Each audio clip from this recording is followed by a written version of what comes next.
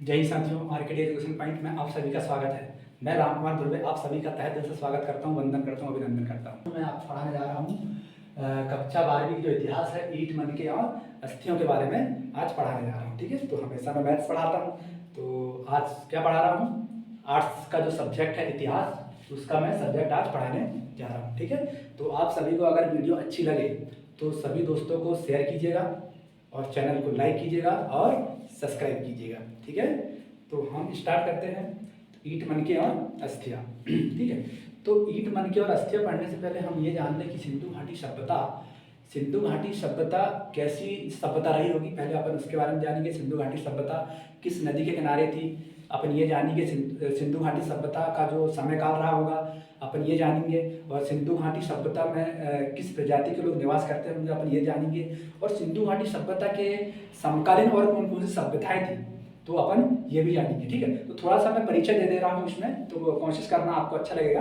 ठीक है, तो केवल मैं सामान्य परिचय दे रहा हूँ इसमें।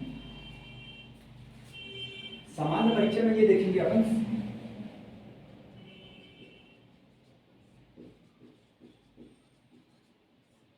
ये थोड़ा सा सामान्य परिचय है दोस्तों। ठीक है, तो समझने की कोशिश करना कि सामान्य परिचय क्या क्या है इसका। सिंधु घाटी सभ्यता बोलेंगे, हड़प्पा सभ्यता, या फिर बात करते हैं कि सिंधु घाटी सभ्यता को किन किन नामों से जाना जाता है, अपन ये भी देखेंगे। ठीक है, सिंधु घाटी सभ्यता जो है किन नदियों के किनारे थी अपन ये भी देखेंगे। ठीक है, वहाँ पे क्या क्या जो है उत्खनन के दौरान हमें क्या क्या जो साक्ष्य प्राप्त हुए अपन ये भी देखेंगे। ठीक है, अब करते हैं अपन स्टार्ट। इसका जो काल निर्धारण रहा होगा या फिर समय काल रहा होगा किसका, हड़प्पा सभ्यता की बात कर रहे हैं, फिर सिंधु घाटी सभ्यता की बात करेंगे अपन। तो इसका जो समय काल रहा होगा या काल निर्धारण की बात कर रहे हैं अपन, क्या बात कर रहे हैं बच्चों, काल निर्धारण। सबके अनुसार जो है अलग अलग समय रहा होगा। ठीक है, तो ये जो सभ्यताएं रही है पूरी अनुमानित रही है। कैसी रही है सभ्यता, पूरी अनुमानित रही है। ठीक है, तो इसका जो है काल निर्धारण की बात करें अपन, काल निर्धारण की अगर बात कर रहे हैं तो सबसे पहले अपन यहाँ पे देखेंगे कि कार्बन डेटिंग बोलते हैं जिसको। इसमें चेक करते हैं कि जो सिंधु घाटी सभ्यता है पर हड़प्पा सभ्यता का जो समयकाल रहा होगा कि कब से कब तक रहा होगा, ये कार्बन डेटिंग के अनुसार अपन चेक करेंगे, या फिर C14 बोलते हैं उसको। तो उसके अनुसार ये पता चलता है कि C14 या फिर कार्बन डेटिंग के अनुसार हमें ये पता चला। तो यहाँ पर लिख रहा हूँ बच्चों से, सब लोग अच्छे ध्यान देना। कार्बन डेटिंग या C14 भी बोलते हैं, इसको क्या बोलते हैं, C14। तो इसके अनुसार जो सिंधु सभ्यता का जो समय पता चला हमें, तो इसके अनुसार ये समय पता चला कि इसका जो समय रहा होगा 2350 से 1750 ईसा पूर्व के मध्य रहा होगा। क्या रहा होगा, 2350 ईसा पूर्व से 1750 ईसा पूर्व के मध्य इनका जो सिंधु घाटी का जो है समय काल रहा होगा। ठीक है, तो एक और व्यक्ति है जिन्होंने कहा कि इसका जो समय काल है वो अलग रहा होगा। ठीक है, तो वो व्यक्ति का मैं नाम लिख रहा हूँ। तो दूसरा व्यक्ति है जिसका नाम है जॉन मार्शल। क्या नाम है बच्चों, जॉन मार्शल। ये तो मैन व्यक्ति है भैया। ठीक है, उत्खनन करने में या हड़प्पा सभ्यता जो है उत्खनन करने में इनका सबसे बड़ा योगदान है। ठीक है, इनके द्वारा जो समय बताया गया है, तो इनके द्वारा बताया गया है कि इसका जो समय काल रहा होगा 3250 से 2750 ईसा पूर्व के मध्य रहा होगा। जब इनके द्वारा ये खोज की गई तो इनके द्वारा यह बताया गया कि इसका जो समय काल था 3250 ईसा पूर्व से 2750 ईसा पूर्व के मध्य रहा होगा। ठीक है, तो सभी लोगों को दिख रहा है। इसके द्वारा कार्बन डेटिंग या फिर C14 के अनुसार जो सिंधु घाटी सभ्यता का समय काल रहा होगा 2350 से 1750 ईसा पूर्व के मध्य रहा होगा। या जॉन मार्शल के अनुसार ये बताया गया है कि इसका सिंधु घाटी सभ्यता का जो समय काल रहा होगा 3250 ईसा से ईसा पूर्व से 2700 ईसा पूर्व के मध्य रहा होगा। तो एक और जो है सभी ने अलग अलग जो अनुमान लगाया होगा, तो ये क्या है, सिंधु घाटी सभ्यता कैसी है, अनुमान पर ही आधारित है। ठीक है, तो जो है आपने पढ़े होंगे एक पुस्तक है जिसको बोलते हैं कि अपन NCERT बुक। क्या बोलते हैं, NCERT में ये समय कितना समय दिया रहता है, तो जॉन मार्शल क्या बोलते हैं NCERT के अनुसार हमें जो समय दिया रहता है वो 2600 से लेकर 1900 ईसा पूर्व के मध्य दिया रहता है। ठीक है, तो ये समय भी देखेंगे अपन। तो ये 2600 से 1900 ईसा पूर्व के मध्य पढ़ा जाता है। किसको? सिंधु घाटी सभ्यता को। ठीक है, तो अपन ने क्या क्या पढ़े बच्चों? सबसे पहले हमने देखे थोड़ा बहुत इसमें देखे हैं कि सामान्य परिचय में हमने सबसे पहले देखे कि सिंधु घाटी सभ्यता का जो समय काल कब से कब तक रहा होगा, किसके अनुसार सभी ने अलग अलग राय दिए कि क्या बोलते हैं अपना कार्बन डेटिंग के अनुसार ये समय बताया गया है कि इसका जो समय कब से कब तक रहा होगा 2350 से लेके 1750 के मध्य रहा होगा। ठीक है, और फिर बात करते हैं जॉन मार्शल के अनुसार ये समय बताया गया कि इसका जो समय था 3250 ईस्वी से ईसा पूर्व से 2750 ईसा पूर्व के मध्य रहा होगा। और एनसीईआरटी बुक में ये दिया रहता है इसका जो समय है 2600 ईसा पूर्व से 1900 ईसा पूर्व के मध्य जो रहा होगा सिंधु घाटी सभ्यता का समय रहा होगा। ठीक है, अब बात करते हैं कि यहाँ पे जो है सिंधु घाटी सभ्यता या फिर हड़प्पा सभ्यता की अगर बात करें तो वहाँ पे कौन कौन सी प्रजाति के लोग निवास करते रहे होंगे। ठीक है, तो हमें उत्खनन के दौरान हमें ये पता चला कि वहाँ पे जब उत्खनन हुआ तो हमें ये पता चला कि वहाँ पे 4 प्रकार के हमें जो है कंकाल प्राप्त हुए। कितने प्रकार के कंकाल प्राप्त हुए? हमें 4 प्रकार के जो है कंकाल हमें प्राप्त हुए। ठीक है, तो हम यहाँ पे देखेंगे दूसरा नंबर में हम देखने जा रहे हैं कि यहाँ पे कौन कौन से कंकाल प्राप्त हुए बच्चों। यहाँ पे ध्यान देना कि हमें 4 प्रकार के कंकाल प्राप्त हुए। कहाँ से? सिंधु घाटी सभ्यता से। तो यहाँ पे देखना हमें, या फिर निर्माता की बात करें अपन, क्या लिख देते हैं यहाँ पे? निर्माता की बात करें। किसके? सिंधु घाटी सभ्यता के निर्माता ही लिख सकते हैं अपन इसमें। तो अपन यहाँ ये देखेंगे तो हमें 4 प्रकार के कंकाल प्राप्त हुए हैं। कौन सा? एक हो गया अल्पाइन प्रजाति के, अल्पाइन प्रजाति का मानव के कंकाल प्राप्त हुए हमें। और हमें हुए हैं भूमध्य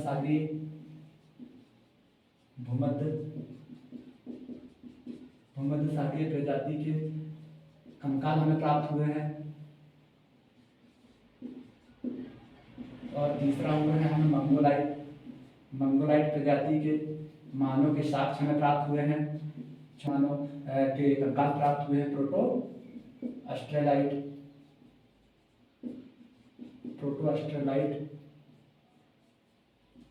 प्रजाति के हमें जो है कंकाल यहाँ देखने को मिले। इसका मतलब ये है कि वहाँ सिंधु घाटी सभ्यता में जो लोग रहा करते थे वहाँ 4 प्रकार के हमें कंकाल प्राप्त होने की वजह से हम यह अनुमान लगाया जा सकता है कि वहाँ पर की जो प्रजाति रही होगी, कैसी प्रजाति रही होगी? मिश्रित प्रकार की प्रजाति निवास करती रही होगी। बात समझ आ रही है आप सभी को? तो इससे ये पता चलता है यहाँ पे 4 प्रकार के जो है हमें कंकाल प्राप्त होने की वजह से हमें ये पता चल रहा है कि वहाँ किस प्रकार की प्रजाति थी। तो हम बात करेंगे कि वहाँ पे कैसी प्रजाति थी? तो मिश्रित प्रजाति थी। बात समझ आ रही है बच्चों आप सभी को? ठीक है, चलो ठीक है, तो हमें यह 4 प्रकार के कंकाल हमें यहाँ से प्राप्त हुए हैं। अब बात करते हैं कि भाई यहाँ पर जब सिंधु घाटी सभ्यता या हड़प्पा सभ्यता का जब प्रचलन था, जब यहाँ पे सिंधु घाटी सभ्यता जब चल रही थी तो वहाँ पे इसके समकालीन और कौन कौन सी सभ्यता यहाँ पे चल रही थी। ठीक है, तो हम ये समकालीन सभ्यताएं आपको देखेंगे। तो आगे देखना कि यहाँ पे और कौन कौन सी सभ्यता थी जो सिंधु घाटी सभ्यता के समकालीन थी। बात समझ आ रही है? चलो यहाँ पे ध्यान देना कि ऐसी कौन कौन सी सभ्यताएं थी जो सिंधु घाटी सभ्यता के समकालीन थी। तो यहाँ पे मैं लिख रहा हूँ सिंधु घाटी सभ्यता के समकालीन सभ्यताएं।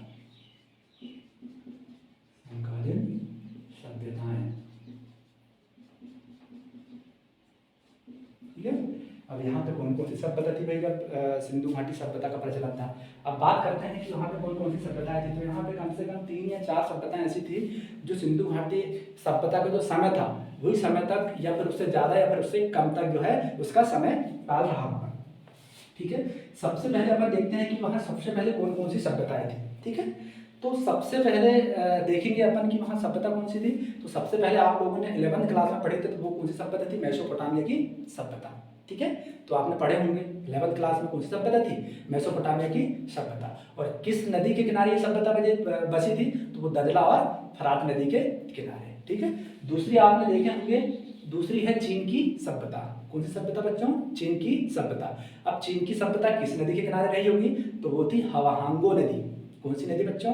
चीन की सभ्यता की बात करें तो किस नदी किनारे थी? हवाहांगो नदी के किनारे थी। ठीक है, और दूसरी देखे होंगे आपने जो तीसरी जो सभ्यता थी वो कौन सी सभ्यता थी? मिस्र की सभ्यता जो यूरोप किनारे। और चौथी सभ्यता क्या थी? सिंधु घाटी सभ्यता जो सिंधु नदी के किनारे बसी थी। कौन सी सभ्यता? सिंधु घाटी सभ्यता। बात समझ आ रही है? चलो मैं इन चारों का नाम दे रहा हूँ, सभी लोग अच्छे से ध्यान देना इसमें। पहली सभ्यता है मेसोपोटामिया की सभ्यता।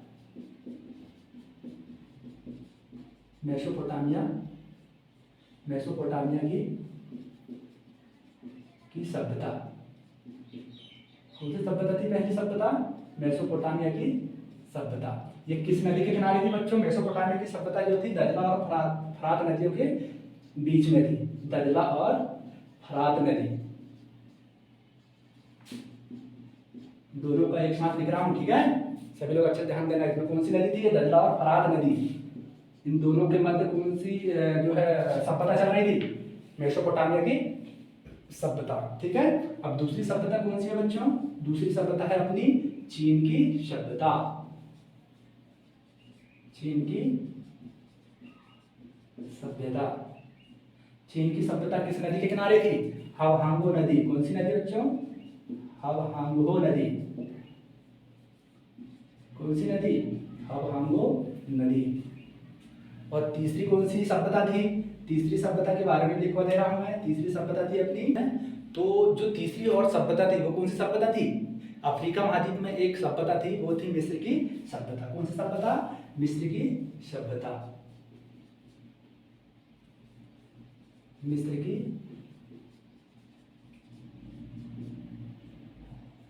की सभ्यता। अब बात करते हैं कि यह सभ्यता किस नदी के किनारे थी? तो वो नील नदी के किनारे थी। कौन सी नदी? नील नदी के किनारे।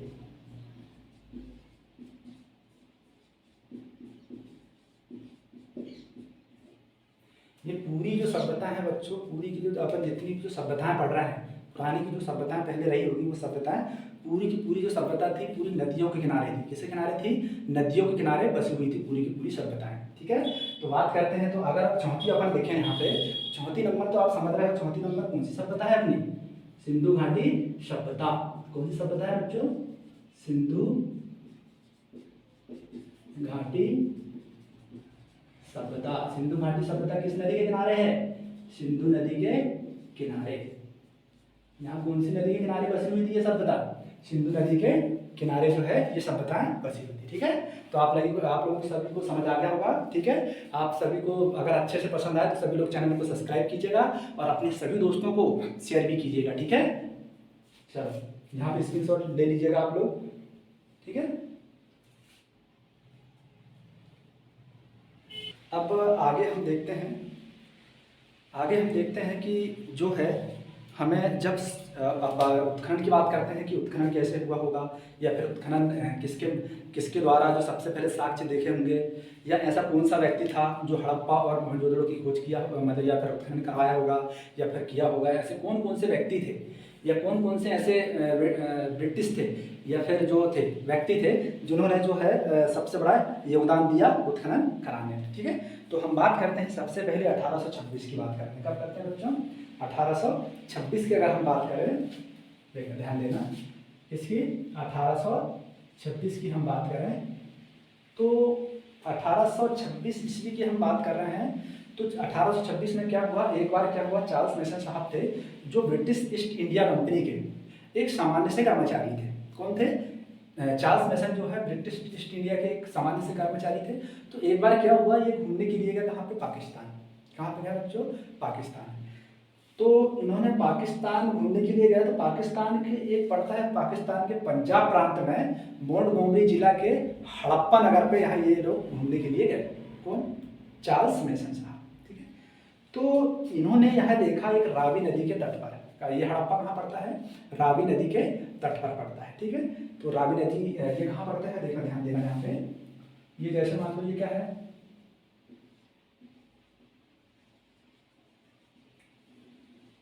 ये क्या है अपना? ये क्या है बच्चों? ये जो है भारत है। क्या है? भारत है, ठीक है? ठीक है, थोड़ा सा हिंदी बनेगा, ये थोड़ा जैसा है। ये क्या है? भारत है। और यहाँ पे क्या है अपना? पाकिस्तान है। क्या है? ये पाकिस्तान है, ठीक है? यहाँ पे ये पूरा पाकिस्तान है, ये पूरा पाकिस्तान है। ये क्या है अपना? अफगानिस्तान है। क्या है ये? अफगानिस्तान है। फिर अपना ईरान पड़ता है, फिर इराक पड़ता है, ठीक है? तो उतना ज़्यादा लंबा नहीं बता रहा हूँ, तो यहाँ पे ध्यान देना। ये अपना भारत का पंजाब है। ये क्या है अपना? भारत का पंजाब है। और ये क्या है? पाकिस्तान का पंजाब है। क्या बच्चों? पाकिस्तान का पंजाब है। ठीक है, ये भारत की बाउंड्री है। ये क्या है, भारत की बाउंड्री है। ये पाकिस्तान, ये पूरा पाकिस्तान है। क्या है, ये पूरा पाकिस्तान है। ठीक है, बात समझ आई। ये क्या है, पूरा पाकिस्तान है। ये पाकिस्तान का पंजाब प्रांत है। क्या है, अपने दो भागों में बढ़ गया था। क्या बढ़ गया था, दो भागों में बढ़ गया था। एक तो अपना हिंदुस्तान का जो है पंजाब, और ये पाकिस्तान का पंजाब। तो यहाँ पाकिस्तान के पंजाब प्रांत के मोंटगोमरी जिला पड़ता है। कहीं कौन सा जिला पड़ता है, मोंटगोमरी जिला पड़ता है। मोंटगोमरी जिला कौन सा पड़ता है, मोंटगोमरी जिला पड़ता है। मोंटगोमरी जिला के हड़प्पा नगर पे ये घूमने के लिए गए थे। यहाँ पर कौन सा पड़ता है, हड़प्पा नगर पड़ता है। कौन सा नगर, हड़प्पा नगर। यहाँ पे कौन गए थे घूमने के लिए, चार्ल्स मैसन साहब। जब यहाँ पे ये लोग गए घूमने के लिए, किस नदी के किनारे यहाँ पे जाती है दूसरी नदी, रावी नदी। ये अपने हिंदुस्तान से होते हुए पंजाब से लेके ये पाकिस्तान के पंजाब तक ये कौन सी नदी है, अपनी रावी नदी है। कौन सी नदी बच्चों, रावी नदी। तो यही रावी नदी के तट पर जो है हड़प्पा नगर स्थल पर ये क्या गए थे, घूमने के लिए गए थे। तो इन्होंने देखा कि हड़प्पा नगर के जो भी लोग हैं, ये सभी लोग क्या क्या कर रहे थे, पक्की ईंटों से क्या बना रहे थे, मकान बना रहे थे। क्या बना रहे थे, पक्की ईंटों से मकान बना रहे थे। उन ईंटों के अलावा उन्हें कई प्रकार के ऐसे साक्ष्य मिले जो देख के क्या हुए, वो अचंभित हो गए। क्या होगा, ये देख के अचंभित हो गए कि भाई यहाँ पे जो है, यहाँ देखे तो अपन ईंट का तो प्रचलन ही नहीं है, लेकिन ये लोग क्या कर रहे थे, ईंट का जो है पक्की ईंटों से अपने घर बना रहे थे। ईंट भी कैसी थी, एक अजीब ईंट थी, बड़ी ईंट थी और एकदम पक्की ईंट, लाल ईंट थी। देख के ही आदमी अचंभित हो गया। कौन, चार्ल्स मैसन साहब। और चार्ल्स मैसन कौन थे, ये ब्रिटिश ईस्ट इंडिया कंपनी के सामान्य से कर्मचारी थे। ठीक है, तो जब वहां पर ये गए, यहाँ पे जब वापिस आए, कहाँ पे आए, जब भारत वापिस आए, तो इन्होंने जो है वहाँ का जो गवर्नर जनरल था ब्रिटिश ईस्ट इंडिया का, पहले ये सब पूरा एक ही था। ठीक है ना, क्या था, जब 1826 की अगर मैं बात कर रहा हूँ, कब की बात कर रहा हूँ, 1826 की अगर मैं बात कर रहा हूँ, तो भारत और पाकिस्तान पूरा एक ही था ना। अपने देश कब आजाद हुआ, 1947 में, मतलब 1947 में, 15 अगस्त 1947 को अपना क्या हुआ, देश आजाद हुआ। और ये किसकी बात चल रही है, 1826 की। किसकी बात चल रही है, 1826 में। तो इन्होंने जब वहाँ पर का गवर्नर जनरल था, अपने जो ब्रिटिश इंडिया का जो गवर्नर जनरल था, तो उन्होंने जब ये जो ब्रिटिश इंडिया के जो गवर्नर जनरल थे, मतलब अपने भारत के जो गवर्नर जनरल थे, तो चार्ल्स मैसन साहब गए किसके पास, गवर्नर जनरल पास। उन्होंने देखा कि इनको बताया कि भैया यहाँ पे जो क्या है, पक्की ईंटें मिल रही है। कहाँ पे, हड़प्पा नगर में। यहाँ पे क्या, एक काम करो आप लोग कि यहाँ पे कोई ऐसी संस्था लेके आओ, फिर ऐसी कुछ टीम बनाओ, और यहाँ पे क्या करवाओ, तुम लोग क्या करवाओ, उत्खनन करवाओ। किसको बोले, लॉर्ड जो है गवर्नर जनरल को बोले। तो उन्होंने बोला कि बेटा रहने दे, अपने यहाँ तो वैसे तो अपन यहाँ पे राज कर रहे हैं, थोड़ा बहुत अगर इनको साक्ष्य मिले तो ये क्या कर लेंगे, उदमबाजी चालू कर देंगे। थोड़ा बहुत अपन उत्खनन के दौरान और कुछ मिल गया तो ये कर लेंगे, पूरा आंदोलन चालू कर देंगे।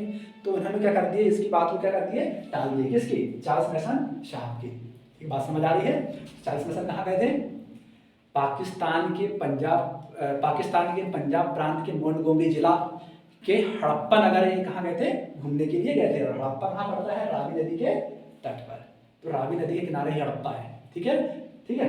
तो यहाँ पे, यहाँ तक आप सभी को समझ आ गया होगा। ठीक है, चार्ल्स मैसन साहब घूमने गए थे कहाँ पे, हड़प्पा नगर। तो इन्हें ही सबसे पहले जो है साक्ष्य प्राप्त हुए थे, किसे, चार्ल्स मैसन साहब को। और कब प्राप्त हुए थे, 1826 में। ठीक है, यहाँ पे बात कर रहे थे किसकी, 1826 में। 1826 में क्या हुआ था, चार्ल्स मैसन साहब कहाँ गए थे घूमने, चार्ल्स मैसन साहब कहाँ गए थे घूमने, पाकिस्तान के पंजाब प्रांत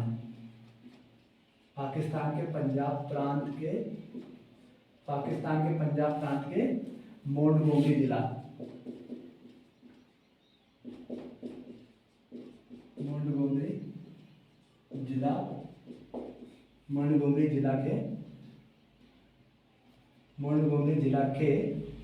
मोंटगोमरी जिला के हड़प्पा नगर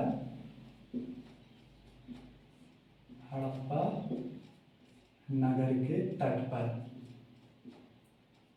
हड़प्पा नगर में इनको साक्ष्य मिले, इनको सबसे पहले साक्ष्य प्राप्त हुए, ईंट के साक्ष्य प्राप्त हुए। बात समझ आ रही है, साक्ष्य प्राप्त हुए। ठीक है, बात समझ आ रही है आप सभी को। तो क्या हुआ, ये जो है चार्ल्स मैसन साहब 1826 में पाकिस्तान के पंजाब प्रांत के मोंटगोमरी जिला के हड़प्पा नगर में इनको सबसे सबसे पहले, यहाँ क्या लिखना है, सबसे पहले ईंट के साक्ष्य प्राप्त हुए थे। ठीक है, ईंट के अलावा और कुछ ऐसी चीजें मिली थी। अगर बात करते क्वेश्चन किस रूप में आते हैं, किस रूप में आता है कि ये बताओ कि सबसे पहले जो है हड़प्पा में सबसे पहले साक्ष्य किसे प्राप्त हुए थे, तो किसे प्राप्त हुए थे, वो है चार्ल्स मैसन साहब को। बात समझ आ रही है। ठीक है, इन्होंने बताया, लेकिन जो गवर्नर जनरल थे उन्होंने क्या कर दिया, इसको इग्नोर कर दिया कि भैया तो बेसिक वैसे रहने थे, आप इतना जो अपन यहाँ पर राज करना उतना ही काफ़ी है, फालतू की चीज़ों में हमें आगे टांग नहीं अड़ाना है। ठीक है, अब बात करते हैं यहाँ पे बात करते हैं दूसरा, आगे हम पहुँचते हैं 1853 में पहुँचते, कहाँ पे, 1853। ठीक है, अब हम जैसे पहुँचते हैं 1853 में, तो 1853 में होता है रेलवे का प्रारंभ। क्या होता है बच्चों, रेलवे का प्रारंभ। तो रेलवे का प्रारंभ होता है यहाँ पे 16 अक्टूबर, यहाँ पे लिख लेना रेलवे का प्रारंभ है, रेलवे का प्रारंभ होता है। क्या होता है बच्चों, रेलवे का प्रारंभ होता है। रेलवे का प्रारंभ होता तो सबसे पहले यहाँ पे ध्यान देना, तो 1853 में, मतलब 16 अप्रैल 1853 में सबसे पहले यहाँ पे ट्रेन चलाई गई थी। कहाँ से कहाँ तक, मुंबई से ठाणे के बीच में। और ये दूरी कितनी किलोमीटर थी, तो 34 किलोमीटर की लंबाई थी। कितनी थी बच्चों, 34 किलोमीटर की लंबाई थी। ठीक है, रेलवे का प्रारंभ होता है 16 अप्रैल 1853 को। ठीक है, 16 अप्रैल 1853 में सबसे पहले ट्रेन चलाई गई थी। और ये कहाँ से कहाँ तक चलाई गई थी, तो मुंबई से ठाणे के बीच में, मुंबई से ठाणे के बीच में ये ट्रेन चलाई गई थी। अब किलोमीटर की दूरी थी, कितनी दूरी थी बच्चों, यहाँ पे 34 किलोमीटर की दूरी थी। बात समझ आ रही है। चल एक बार और समझना, सबसे पहले चार्ल्स मैसन साहब को जो है हड़प्पा सभ्यता में सबसे पहले साक्ष्य प्राप्त हुए। बात समझ आ रही है। और कहाँ प्राप्त हुए, हड़प्पा में। ठीक है, हड़प्पा पड़ता है पाकिस्तान के पंजाब प्रांत के मोंटगोमरी जिला के हड़प्पा नगर में जो है चार्ल्स मैसन साहब को सबसे पहले उन्हें साक्ष्य प्राप्त हुए। ठीक है, अब बात करते हैं 1853 की। अगर हम बात करें तो रेलवे का प्रारंभ हो जाता है उस टाइम पे। किस टाइम पे, 1853 में। तो सबसे पहले जो है ट्रेन चलाई गई थी 16 अप्रैल 1853 में। कब चलाई गई थी, 16 अप्रैल 1853 में। कहाँ से कहाँ तक चलाई गई थी, मुंबई से ठाणे के बीच में। ये दूरी कितनी थी, यहाँ दूरी थी 34 किलोमीटर की दूरी थी। बात समझ आ रही है। चलो अब हम पहुँचते हैं 1853 के बाद पहुँचते हैं 1856 में पहुँचते हैं। कहाँ पहुँचते हैं बच्चों, 1856 में। ठीक है,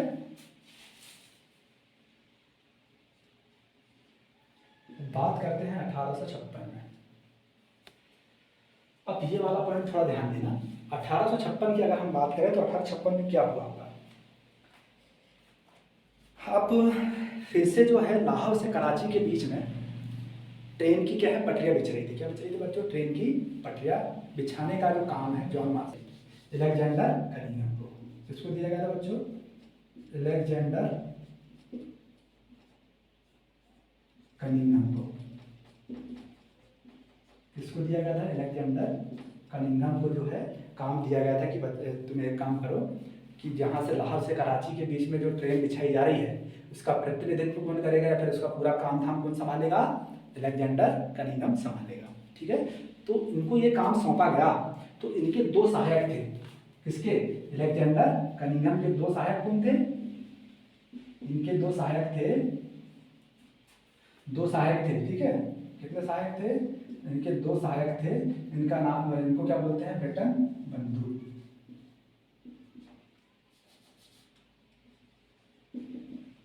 ब्रेटन बंधु क्या बोलते हैं इनको, ब्रेटन बंधु का मतलब क्या होता है, दो सगे भाई। और इसका मतलब क्या होता है, दो सगे भाई कौन थे, दो सगे भाई कौन थे, जेम्स और विलियम। जेम्स और विलियम, जेम्स और विलियम, ये दो सगे भाई थे। कौन, ब्रेटन बंधु।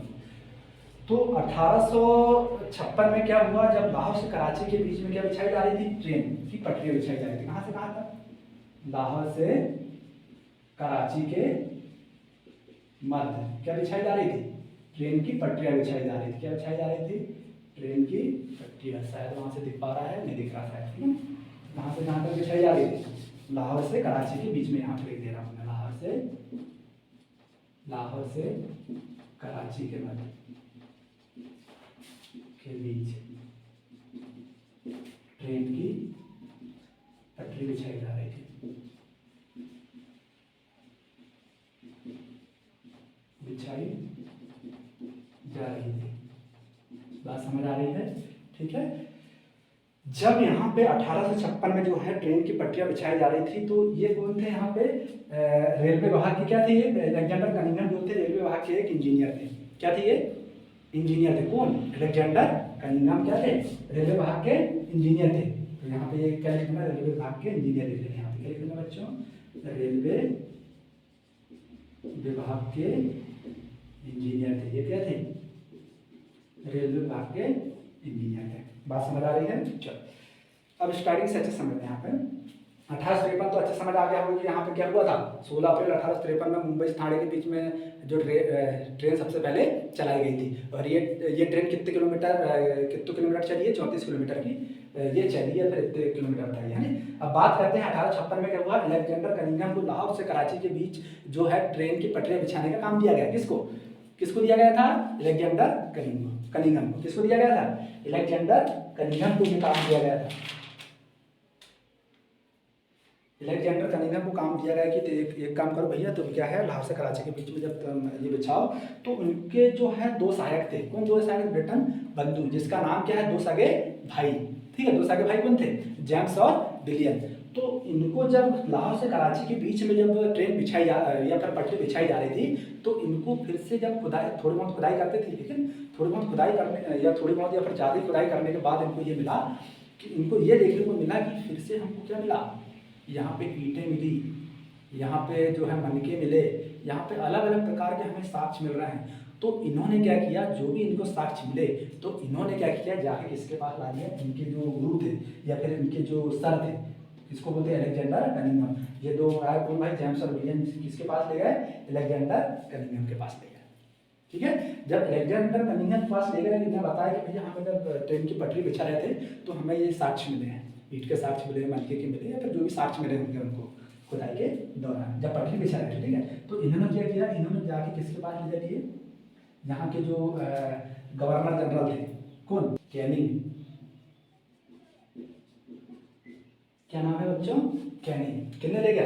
अलेक्जेंडर कनिंघम जो थे, इन्होंने क्या ले गया? यहाँ पर जो है जेम्स और विलियम ने जो साक्ष्य थे किसके पास ले गए थे? पहले अलेक्जेंडर कनिंघम के पास। अलेक्जेंडर कनिंघम जो है किसके पास ले गए? इन्हें वहाँ के जो गवर्नर जनरल थे ब्रिटिश ईस्ट इंडिया के, तो उन्होंने क्या ले गया? इसके पास ले गए। किसके पास? लॉर्ड कैनिंग के पास। इनको बताया कि भैया यहाँ पे हमें क्या हुए?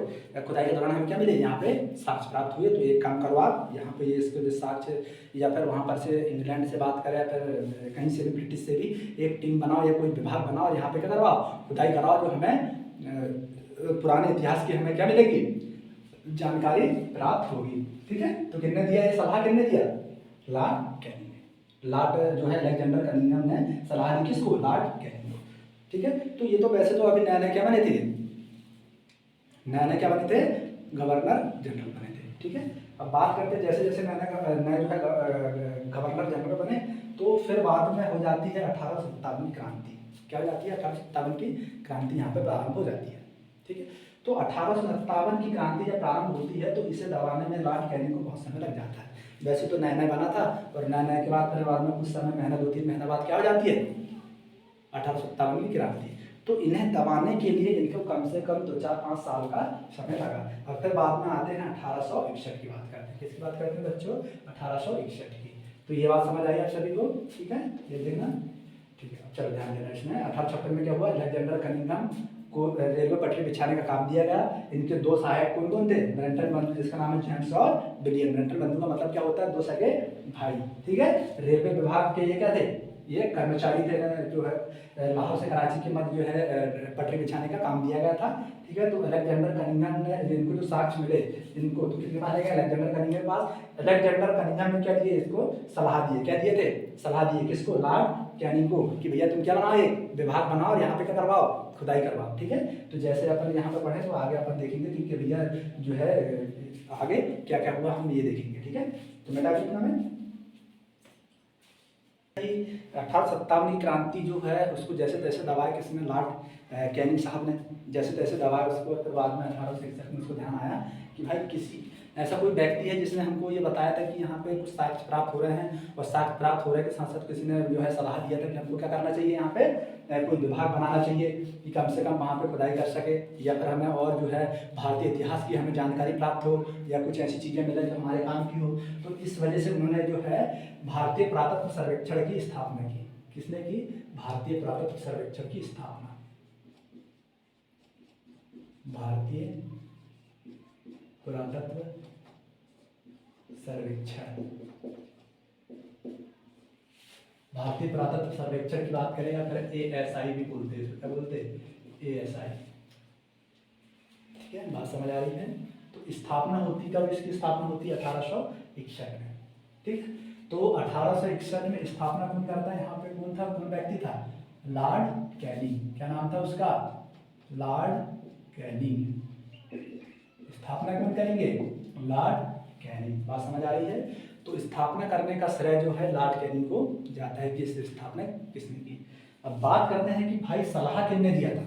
तो सलाह किसने दिया था इसमें? जो भारतीय पुरातत्व सर्वेक्षण यहाँ पे आए, यहाँ पे कोई विभाग बने, तो ये सलाह किसने दिया था? तो ये सलाह दिया था अलेक्जेंडर कनिंघम ने। किसने दिया था सलाह? भारतीय पुरातत्व सर्वेक्षण की एक स्थापना हो तो सलाह किसने दिया था? तो सलाह दिया था बच्चों अलेक्जेंडर कनिंघम ने। अलेक्जेंडर कनिंघम ने क्या दिया था? कनिंघम ने सलाह दिया था। किसको दिया था? लॉर्ड कर्जन को भी तुम क्या बनाओ, यहाँ पर कोई विभाग बनाओ। तो इनमें जैसे सलाह देते हैं तो अलेक्जेंडर कनिंघम को ही क्या बोलते हैं अपन? भारतीय पुरातत्व सर्वेक्षण का सलाहकार बोलते हैं। भारतीय पुरातत्व सर्वेक्षण के सलाहकार कौन है? तो अलेक्जेंडर कनिंघम। या फिर डायरेक्टर ऑफ जनरल किसको बोलते हैं? भारतीय पुरातत्व सर्वेक्षण के डायरेक्टर ऑफ जनरल भी बोलते हैं। इसको क्या बोलते हैं? Director of general.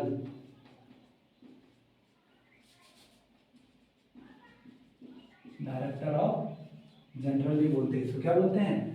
Alexander Cunningham को क्या बोलते हैं? तो इसको डायरेक्टर ऑफ जनरल भी बोलते हैं, और क्या बोलते हैं? सलाहकार भी बोलते हैं इसको। इसका भारतीय पुरातत्व सर्वेक्षण का दो नाम से जाना जाता है। एक किस नाम से? एक तो डायरेक्टर ऑफ जनरल और एक सलाहकार के नाम से भी जाना जाता है। सलाहकार किसका? भारतीय पुरातत्व सर्वेक्षण का सलाहकार कौन है? Alexander Cunningham. Director of general कौन है? Alexander Cunningham. तो बात समझ आ रही है? स्थापना किसने की? Lord Canning. पावर किसके पास था? लॉर्ड कैनिंग के पास थी। ये कहते हैं भारतीय वो क्या बोलते हैं? Governor general. स्थापना करने का श्रेय इसी को तो जाएगा ना भैया। ठीक है ना? सलाह जिसने दी तो सलाहकार बना दिया, डायरेक्टर ऑफ जनरल बना दिया। किसने? लॉर्ड कैनिंग साहब। बात समझ आ रही है? 1902 की क्या बात करते हैं? 1902 की। अब इनने स्थापना तो कर दी किसी भारतीय पुरातत्व सर्वेक्षण की, लेकिन भारतीय पुरातत्व सर्वेक्षण जो है उसका जो है मतलब खुदाई के दौरान ऐसा कुछ मतलब उन्होंने प्लानिंग नहीं किए थे, अगर खुदाई नहीं किया था उसका कोई अतः पता नहीं चला। अब बात करते हैं 1802। अब इनके बाद जो है भारतीय गवर्नर जनरल, दूसरे गवर्नर जनरल आते हैं। किसके जगह पे? लॉर्ड कैनिंग के जगह पे। ठीक है, अब बात करते हैं इनको जैसे अलेक्जेंडर कनिंघम को जैसे सलाहकार बनाया, डायरेक्टर ऑफ जनरल बनाया, इसके भारतीय पुरातत्व सर्वेक्षण के इन्होंने बहुत कोशिशें की कि हम कहीं ना कहीं इसको खुदाई के दौरान हमें कुछ ना कुछ तो मिलेगा। ठीक है, किसको? अलेक्जेंडर कनिंघम को। तो अब बात करते हैं, अब ये क्या करते हैं 1902 में जैसे ही इनको पता चलता है कि क्या क्या करना चाहिए अपने को, तो इन्होंने क्या किया, अब दूसरा व्यक्ति आता है लॉर्ड कर्जन। कौन आता है? Lord Curzon. ये भी क्या है? ये भी वायसराय थे। क्या थे ये? वायसराय थे। ये भी वायसराय बन गए थे। क्या बन गए थे? ये वायसराय का पदवी मिल गया था इनको। लॉर्ड कैनिंग को दूसरे वायसराय कौन थे? लॉर्ड कर्जन थे। क्या थे ये? लॉर्ड कर्जन मतलब वायसराय थे। किस 1902 में। तो लॉर्ड कर्जन साहब ने इस भारतीय पुरातत्व सर्वेक्षण का नाम चेंज करके इन्होंने क्या बना दिए थे? भारतीय पुरातत्व विभाग बना दिए थे। क्या बना दिए थे बच्चों? भारतीय पुरातत्व विभाग। या फिर इसका बात करें तो भारतीय पुरातत्व सर्वेक्षण की जो है भारतीय पुरातत्व सर्वेक्षण का पुनर्गठन कब हुआ? 1902 में। कब हुआ बच्चों? 1902 में क्या हुआ? इसका पुनर्गठन हुआ। जैसे ही पुनर्गठन हुआ, किसके माध्यम से? लॉर्ड कर्जन के माध्यम से। तो दूसरा जो भारतीय पुरातत्व विभाग, देखो तो वैसी बात करते हैं अपन, अब बात करते हैं भारतीय पुरातत्व विभाग की। अगर बात करते हैं तो फिर से किसको बनाया जाता है? Director of general. भारतीय पुरातत्व विभाग का डायरेक्टर जनरल कौन बनेगा? जॉन मार्शल बनेगा। कौन बनेगा बच्चों? जॉन मार्शल साहब बनते हैं। ठीक है, अब बनते हैं भारतीय पुरातत्व विभाग के जो है डायरेक्टर ऑफ जनरल कौन बनते हैं? John Marshall.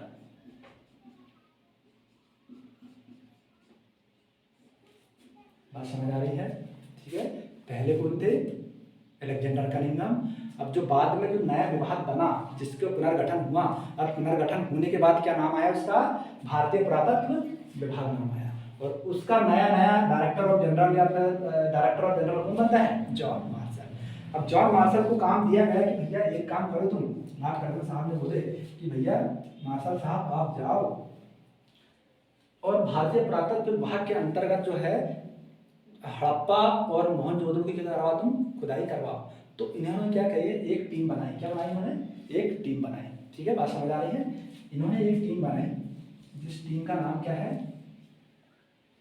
एक जन को काम दिया, एक नाम क्या है? दयाराम साहनी। दयाराम साहनी। और दूसरा व्यक्ति कौन है? राखलदास बनर्जी। क्या नाम है बच्चों? राखलदास बनर्जी, या फिर इसको आर.डी. बनर्जी के नाम से भी जानते हैं। क्या बोलते हैं? आर.डी. बनर्जी के नाम से भी क्या जाना जाता है। इतनी बात समझ आई? तो इनको दो लोगों को काम दिया गया। अब दो लोगों को काम तो दिया गया कि भाई इनको कौन कौन सा क्षेत्र जो है इनको जो है दिया गया था। किनको? दयाराम साहनी और कौन? राखलदास बनर्जी। तो दयाराम, ठीक है, तो जॉन मार्शल साहब ने दो लोगों को काम दिया, इसको दयाराम साहनी और राखलदास बनर्जी को काम दिया गया कि एक काम करो भैया, तुम दयाराम साहनी साहब तुम कहाँ पे जाओ? हड़प्पा नगर में। और राखलदास को क्या बोल दिया गया कि तुम कहाँ पे जाओ? मोहनजोदड़ो में। कहाँ पे जाओ?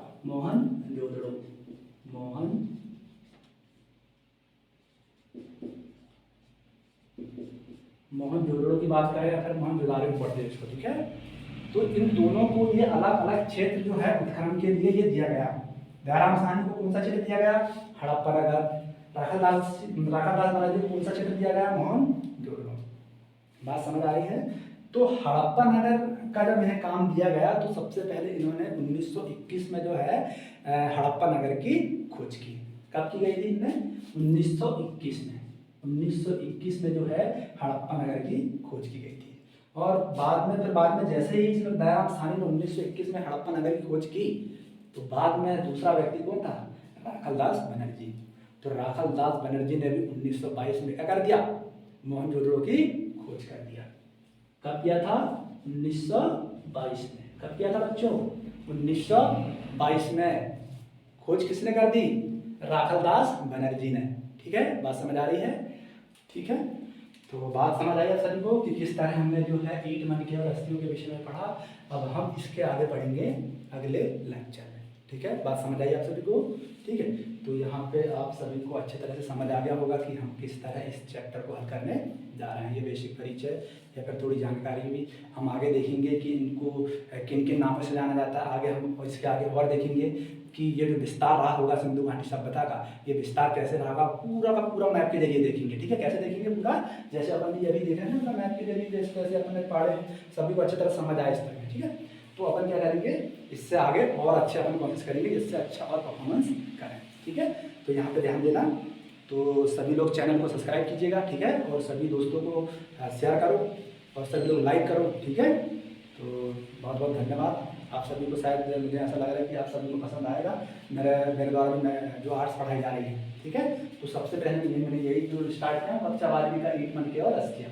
ठीक है, इसके आगे तो अभी बहुत कुछ पढ़ना है अपने को। तो सभी लोग इस चैनल से जुड़ रहे हैं और सभी लोग जो है अपने जो है क्या बोलते हैं इस चैनल की जानकारी एक दूसरे को शेयर करें। ठीक है, कि भाई यहाँ पे क्या है, आर्ट्स की तैयारी भी कराई जा रही है, साथ में मैथ्स की तैयारी तो करा ही जाती है, साथ में आर्ट्स की भी तैयारी कराई जाती है। और एक खुशखबरी और है कि हमारे बीच जो है बायो के टीचर भी आ चुके हैं। बायो के टीचर की बात करें तो हमारे बीच में जो है फिजिक्स और केमिस्ट्री के टीचर भी यहाँ पे अवेलेबल होने जा रहे हैं। ठीक है। तो यहाँ पे जो क्या करेंगे, यहाँ पे वीडियो जो ऑफलाइन और ऑनलाइन के जरिए जो हमें फिजिक्स और केमिस्ट्री की तैयारी कराई जाएगी। तो सभी लोग ये कोचिंग की जानकारी फैला रहे हैं कि भाई यहाँ पे इस आरकेडी एजुकेशन पॉइंट में यहाँ पे एक टीचर और उपलब्ध हो चुका है। कौन सा, बायो वाले की बात करें, ठीक है। बायो में कौन कौन सब्जेक्ट है, सभी बायो वाले भी आए हमारे ऑफलाइन संस्था पे, पाबई पे, ठीक है। सभी लोग जुड़े, तो सभी लोगों को बहुत बहुत धन्यवाद, ठीक है। सभी लोग चैनल को सब्सक्राइब करें, लाइक करें और सभी अपने दोस्तों को शेयर करें, ठीक है। जय हिंद, मिलते हैं अगला लेक्चर में।